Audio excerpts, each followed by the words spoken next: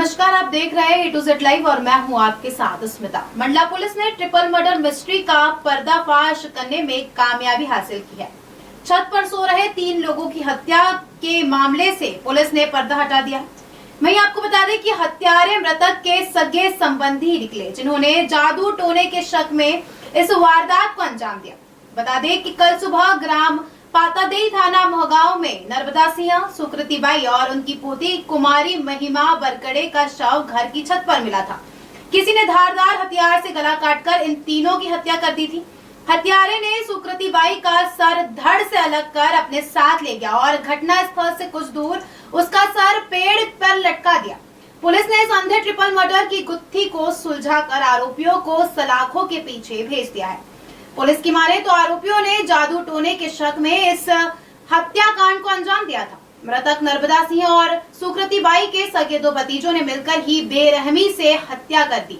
आरोपी मोतीलाल वरकड़े और खेतू वरकड़े को शक था कि सुकृति बाई जादू टोने से उन्हें नुकसान पहुंचाती है। आरोपी में से एक के पिता की मौत हो गई और दूसरे के पिता को लकवा गया। इन सब के लिए वे सुकृति बाई को ही जिम्मेदार मानते थे, जिसकी वजह से उन्होंने उसे रास्ते से हटा दिया। मध्य प्रदेश के मंडला जिले में हुई सनसनीखेज ट्रिपल मर्डर मिस्ट्री से पर्दा हट गया है। 2 भतीजों ने अपने सगे बड़े पिता और बड़ी माता के साथ साथ अपनी भतीजी को भी जादू टोने के शक में कत्ल कर दिया। आदिवासी बहुल मंडला जिले के ग्राम पातादेई थाना मोहगांव में घर की छत पर नर्मदा सिंह वरकड़े, उसकी पत्नी सुकृति बाई और 12 वर्षीय पोती कुमारी महिमा की धारदार हथियार से गला काट कर हत्या कर दी थी।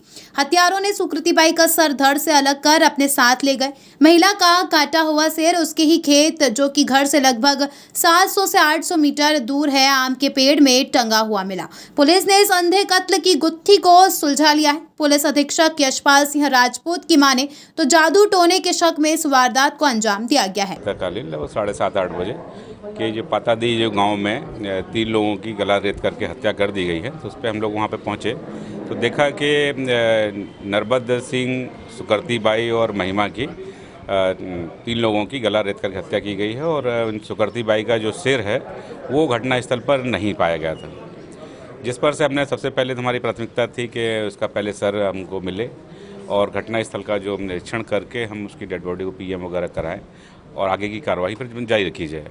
पैरेलल हमने क्या है, हमारी जो अन्य टीमें जो थी वो आसपास का जो घटनास्थल के आसपास जो हम लोग कार्रवाई करते हैं कि तलाशी लेना, सर्चिंग करना, लोगों से बात करना, छोटे छोटे बच्चों को हमने चॉकलेट टॉफ़ी वगैरह दे करके उनसे पूछताछ करने की कोशिश की, तो इस पर बात सामने आई कि सुकृति बाई कुछ जादू टोना काम करती थी। और एक बात भी ये सामने आई कि हमारे मोतीलाल है, इनके परिवार का सदस्य, वो रात 9 बजे वो घर से गया था और सुबह 5 बजे लौट के आया है।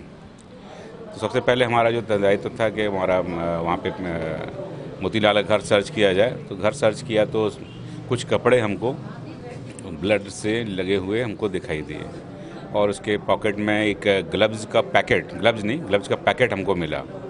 तो कुछ डाउट हुआ उससे और उसके बाद में फिर हमने मोतीलाल से को हमने हिरासत में ले करके हमने कुछ बातचीत वगैरह सुनना शुरू किया, तो उससे काफ़ी हमको मर्डर क्लियर होने लगा।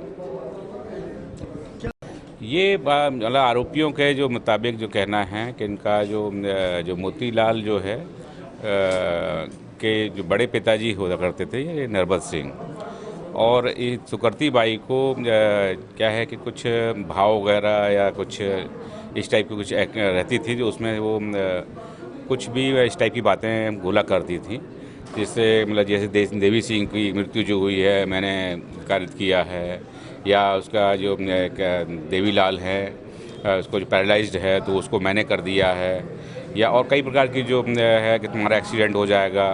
तो इन लोगों को, आरोपियों को ऐसा लगने लगा कि ये जो बोलती हैं वो उनके जैसा ही घटित होने लगता है और ये हमारे परिवार के लिए घातक होती जा रही है। इसलिए ये इस टाइप की घटना उन्होंने की है। तो उनके जो सपोर्ट उनके पति करते थे उनको मार दिया, और उसका जो नातिन का जो लालन पालन क्या है कि इनकी बच्ची की माँ बचपन में ख़त्म हो गई थी, मृत्यु हो गई थी, तो लालन पालन दूध पिलाने का काम इनके दादी के द्वारा किया गया था, पालन किया था। तो उनको ऐसा लग रहा था कि ये भी इनके लिए घातक होगी, तो उसके साथ में भी ये घटना उन्होंने किया है। सर, टांगने के पीछे क्या कहानी बताई? ये आरोपियों के मुताबिक आरोपियों का कहना ये है कि ये इसलिए किया है कि ये जादू टोना करती थी, तो एक तो भय लोगों का दूर होगा और यदि ऐसा कुछ करता है तो इस टाइप का हर्ष होगा, मतलब दिखाने के लिए, भय कारित करने के लिए उन्होंने ऐसा घटना किया है। दरअसल मृतक सुकृति बाई को भाव आते थे, भाव में वो कुछ भी बोल देती थी। इस मामले के एक आरोपी मोतीलाल के पिता देव सिंह वरकड़े की मृत्यु हो चुकी है। मृतका सुकृति बाई कहा करती थी कि उसे मैंने मार दिया है। इसी तरह के दूसरे मामले के आरोपी खेतू वरकड़े के पिता देवलाल वरकड़े को लकवा आ गया।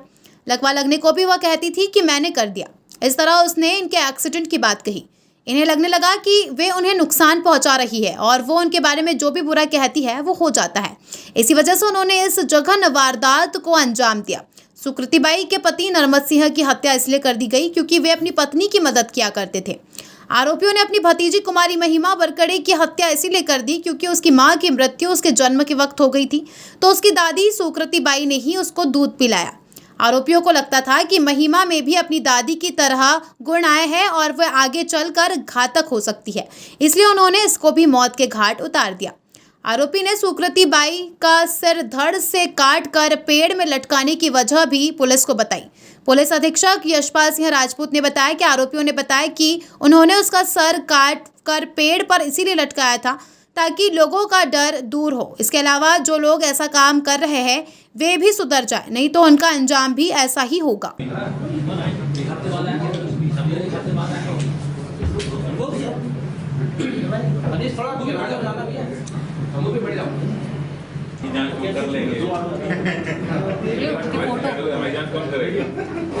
आपके पीछे नहीं आना चाहिए।